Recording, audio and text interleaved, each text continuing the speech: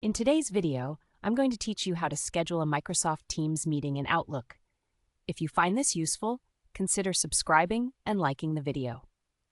To get started, the first thing you need to do is log in to your Microsoft Outlook account. You can do this by opening your web browser, navigating to the Outlook website, and entering your email address and password to access your account securely.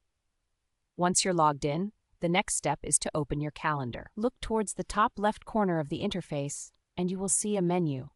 Click on the Calendars option. This will take you to your calendar view, where all your scheduled events and meetings are listed. Now you're ready to create a new event. Find and click on the New Event button. Doing this will open the Event Creation window where you can set up your meeting details. In the Event Creation window, the first field you'll see is for the title. Enter a brief and descriptive title that clearly conveys the purpose of the meeting to the attendees. A good title sets the tone for the meeting and lets everyone know what to expect. Next, it's time to invite attendees. In the Add Attendees section, start typing the email addresses of the people you want to include in the meeting.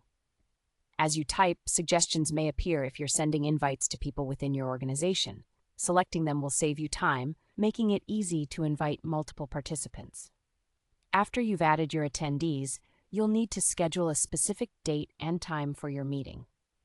Select the date from the calendar view and then set the start and end times for the meeting. Make sure to choose times that suit both you and your attendees. It's always good to double-check if there are any time zone differences if your participants are located in different regions. If you want, you can enhance your meeting further by adding a description. This step is optional, but in the description section, you can include agenda points or any relevant information that participants might need beforehand. Providing this context ensures everyone comes prepared.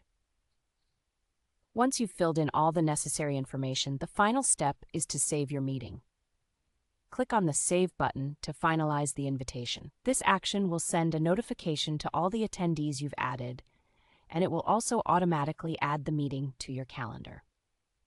And there you have it. You've now scheduled a Microsoft Teams meeting in Outlook. This straightforward process not only organizes your time, but also ensures that everyone is informed and on the same page well in advance. Remember, using Teams and Outlook can simplify your scheduling, making team collaboration more effective. If you enjoyed this tutorial and found it helpful, don't forget to subscribe for more easy-to-follow guides like this one.